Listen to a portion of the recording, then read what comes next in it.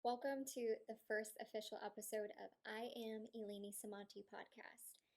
This podcast is where I share my perspectives, my beliefs, and insights along my spiritual journey.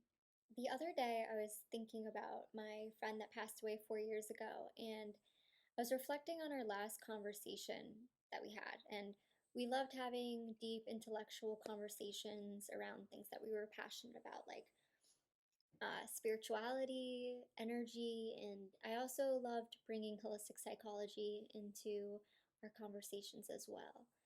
And one of our last conversations we had was talking about building safety in the body. As I was reflecting on this, I felt really called to talk about that topic today and share my method on building safety back into the body. Building safety into the body is foundational.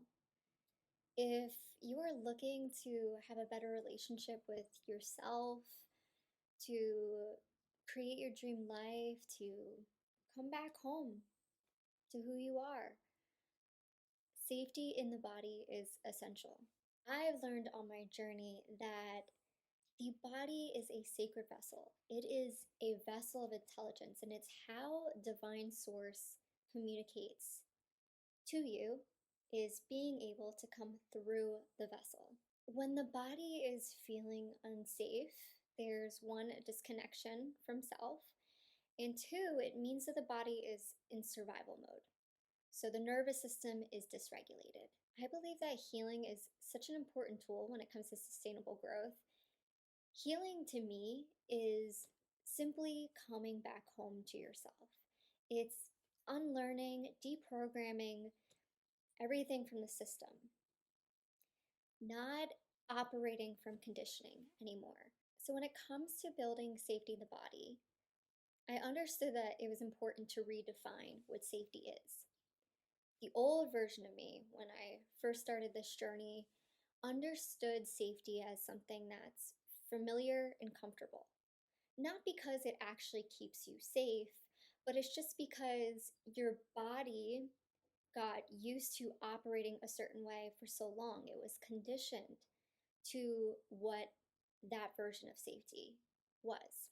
So when I defined what safety was to me before, I had to redefine what is safety to me now. And it was the complete opposite. It was taking action that's uncomfortable, that's unfamiliar. After I had the understanding of, okay, the new way of getting into safety is I have to get uncomfortable. I have to take action from an uncomfortable space. Meaning, I need to take action towards a specific vision and idea that supports my highest self and stay true to that. And then I sat down with myself and I got curious with spirit. And I said, okay, let me dive into more of what safety means. And the conclusion that I came to is safety is all about building trust. It's building trust within yourself. It's building trust with your relationship with divine source. And so, okay, let's take it a step further. How do I build that trust? One way is following through on what I say I'm going to do. If I say that I am going to build a business, but then I never get around to actually doing the things to build a business and I'm still stuck in a 9 to 5 job, then how can I trust myself if I don't follow through on what I say? So, following through on what I say I'm going to do and doing it is a way to build self trust. Another way to build self trust is closely related to following through on what you say you're going to do, is not ignoring your heart's desires. If something's on your heart, it's because it's meant for you. And if you're ignoring what's meant for you and doing things that isn't in alignment with you, it's hard to build trust with yourself. It's hard to build trust with divine source. This next one on building trust with yourself, I just believe is so extremely important. And this is something that I feel like is ever evolving, and I'm always learning more and more because it can be a little bit complex, I believe. There's still ways to find simplicity in it, but it's just a little bit more nuanced. It's boundaries. The old version of myself didn't have boundaries at all. She was a people pleaser. And when you're people pleasing and you don't set your boundaries, you're setting yourself up for betrayal. You're setting yourself up for feeling resentful. Let's zoom back out. Because what I was saying in the beginning of this episode is I was talking about how the old version of safety is doing what's comfortable and familiar. So, not having boundaries, not setting boundaries, not upholding boundaries, people pleasing, that can be comfortable and familiar. Doesn't mean that it's actually good for you, doesn't mean that it serves your highest good. It doesn't mean that it truly protects you when you do that.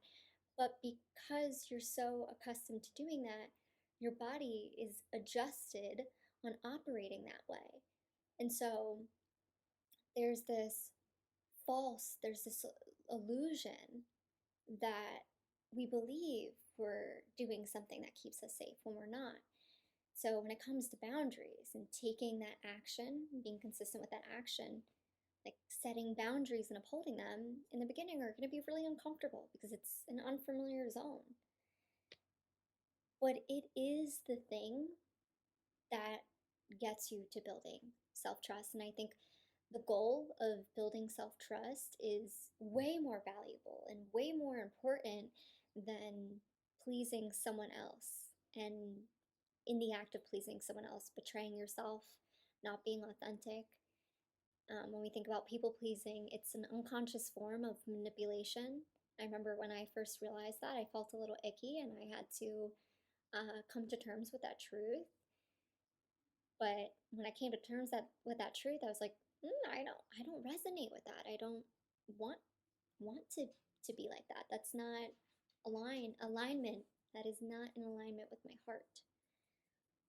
So boundaries is a huge way to build trust with yourself.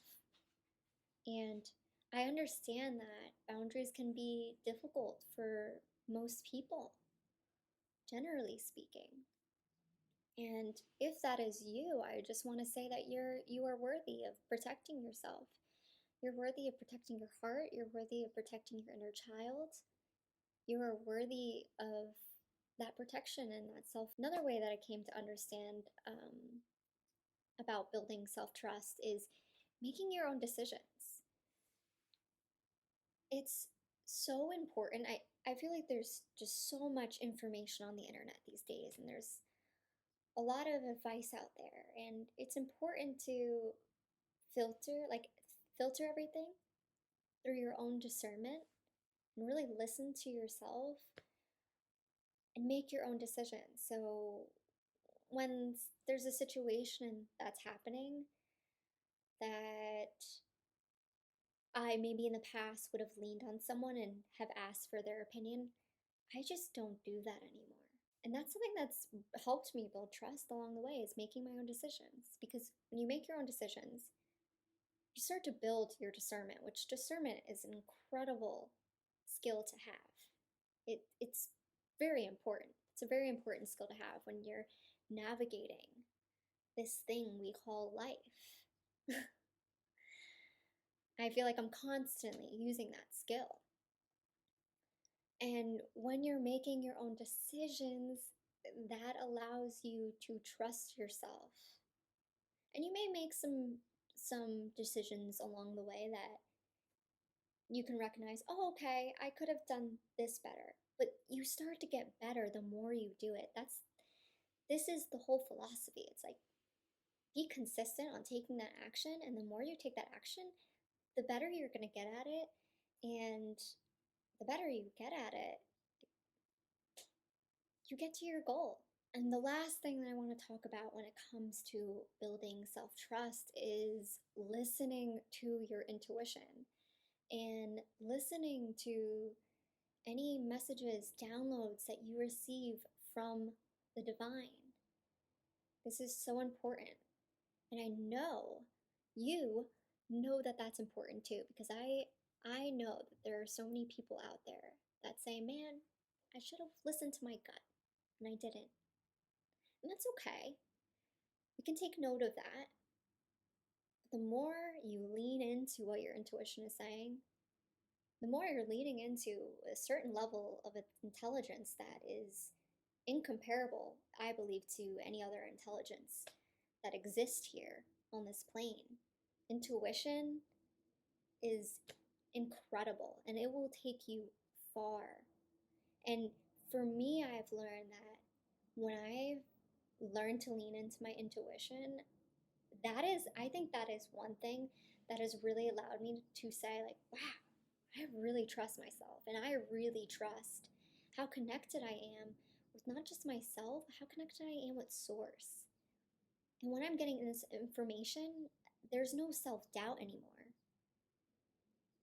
So imagine what it would feel like to not doubt yourself anymore. The only way to know how to feel what that feels like is by taking repetitive action, listening to yourself. And this is just like a little side note. Bringing safety into the body can make manifesting so much easier and so much more simple. Because again, like I said, I learned that manifestation, it really it happens through the body. So learning how to keep your vessel open and not just open, but allowing it to feel safe for you to receive these manifestations. Because I know, and I've been there, that there's been manifestations where I wasn't aware at the time that I didn't feel safe to receive those things. For example, I have always had a desire to truly feel seen for who I am. And it didn't need to be like with a lot of people. Just one. Just one was all I was asking for and wanted to manifest. And I received that manifestation. And when I did, I realized, ooh, this is uncomfortable. This person sees me like for who I really am. And I've always wanted for someone to truly see me for who I am. I've always wanted to be understood. And now it's here right in front of me. And this is scary. And so when you build safety within your body, you're able to be open to receiving the things that you desire.